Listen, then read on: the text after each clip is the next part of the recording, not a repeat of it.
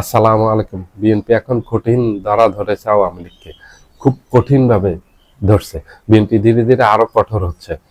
বিএনপির নেতা কর্মীদের উপর গত 17 বছর আওয়ামী লীগ যে জুলুম করছে, যে অন্যায় করছে, বিএনপি এগুলি সবগুলির হিসাব নেবে এবং সবগুলির বিরুদ্ধে ব্যবস্থা নেবে। এগুলির সাথে যারা যারা জড়িত, এইগুলির সাথে আওয়ামী লীগ যেসব নেতা কর্মী জড়িত, যেসব মন্ত্রী এমপিরা জড়িত এবং তৎকালীন প্রশাসনে যারা জড়িত, সবগুলির বিরুদ্ধে কঠোর অবস্থানে যাবে।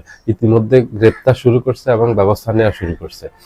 আন্তর্জাতিক অপরাধ ট্রাইব্যুনাল দিয়ে একটা অস্ত্র বানিয়েছে, সেখানে জুলাই হত্যা মামলায় অনেককে গ্রেপ্তার করা হচ্ছে।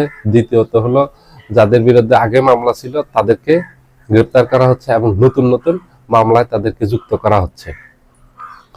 এবার হাসান মাহমুদ চট্টগ্রামের 3 মন্ত্রীর বিরুদ্ধে এবার ব্যবস্থা নিচ্ছে।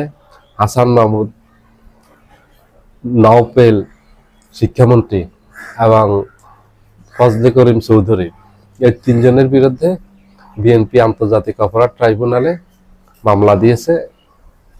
সেটা হলো জুলাই 16 জুলাই চট্টগ্রামের শহীদ ওয়াসিম হত্যা মামলার আসামি করা হয়েছে। তো এইভাবে নতুন নতুন মামলা দিবে, নতুন নতুন মামলার আসামি করা হবে। বিএনপির নেতা কর্মীদের বিরুদ্ধে যেভাবে শত শত মামলা দিয়েছে, যেমন মোয়াজ্জেম হোসেন আলালের বিরুদ্ধে 450 মামলা আছে।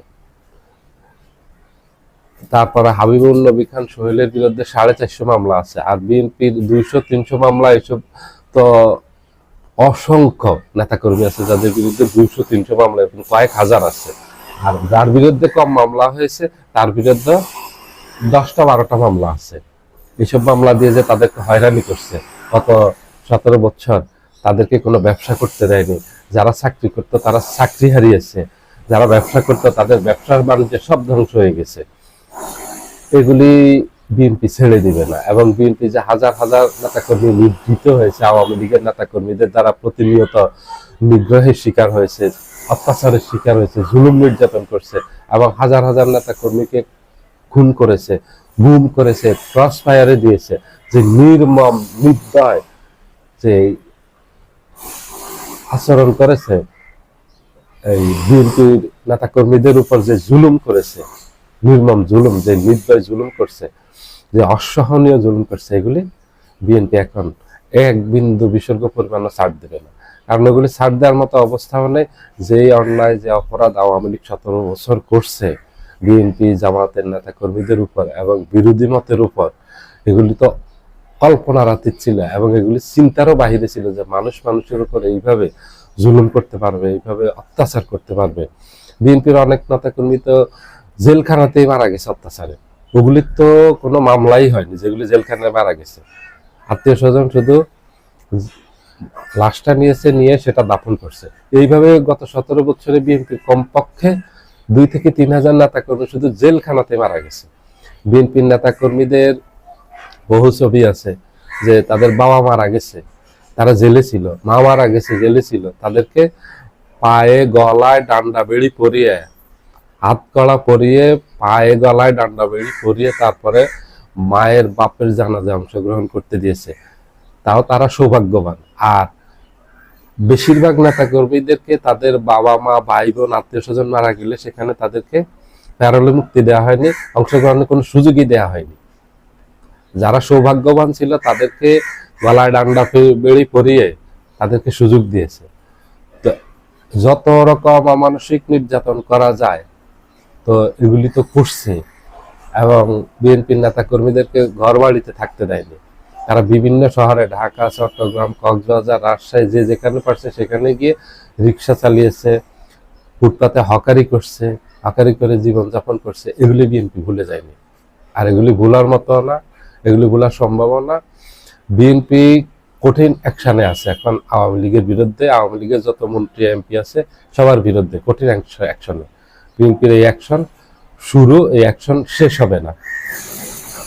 কারণ বিএনপি শেষ হলেও যদি যুক্তির খাতিরে ধরিয়ে এই মেয়াদ বিএনপি শেষ করতে পারে, তাহলে আগামী মেয়াদে যদি বিএনপি না আসে, জামাত আসে, তাহলে জামাত আবার ব্যবস্থা নেবে। কারণ জামাতের হাজার হাজার নেতা কর্মীকেও ক্রস ফায়ারে দিয়েছে এবং বাড়িঘর থেকে তুলে নিয়ে তাদেরকে গুম করেছে, তাদেরকে বিভিন্নভাবে নির্যাতন করে মামলা দিয়ে জেলখানায় তাদেরকে যে করেছে, তারা সেগুলি ভুলে যায়নি। এবং শিবির এবং জামাত কথাটাই মুখে নিয়ে আসছিল তখন অপরাধ, যে জামাতের কথা বলা যাবে না, শিবির নামে উচ্চারণ করা যাবে না, কারণ শিবিরকে তখন মেরে ফেলা ছিল বৈধ, এটা কোনো অপরাধ ছিল না।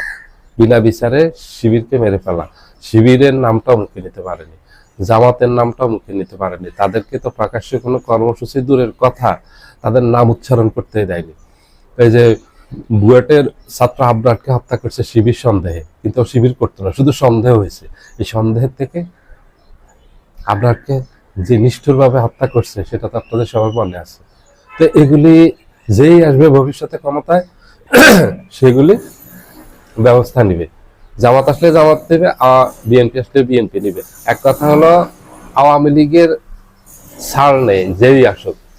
বিএনপি ক্ষমতার থেকে গেলেও আওয়ামী লীগে বেঁচে যাবে না, আওয়ামী লীগের কোনো ছাড় পাবে না, কারণ জামাত আসবে, জামাতের হিসাব জামাত নিবে, বিএনপির হিসাব বিএনপি নিবে।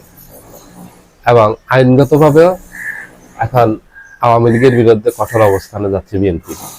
এই যে তত্ত্বাবধায়ক সরকার যে অধ্যাদেশগুলি জারি করছে, একটা অধ্যাদেশের মাধ্যমে আওয়ামী লীগকে নিষিদ্ধ করছে, সেটা এখন অধ্যাদেশ থেকে এখন আইনে রূপান্তরিত হচ্ছে। এখন আইনগতভাবে আওয়ামী লীগ নিষিদ্ধ হয়ে যাবে। আগে অধ্যাদেশ জারি করে আওয়ামী লীগকে রাজনীতি থেকে বিরত রেখেছিল, তখন এই অধ্যাদেশটা জারি করছিল যে যতদিন পর্যন্ত মানবতা বিরোধী অপরাধের মামলা শেষ না হবে ততদিন পর্যন্ত আওয়ামী লীগের কার্যক্রম নিষিদ্ধ থাকবে, আপাতত বন্ধ থাকবে।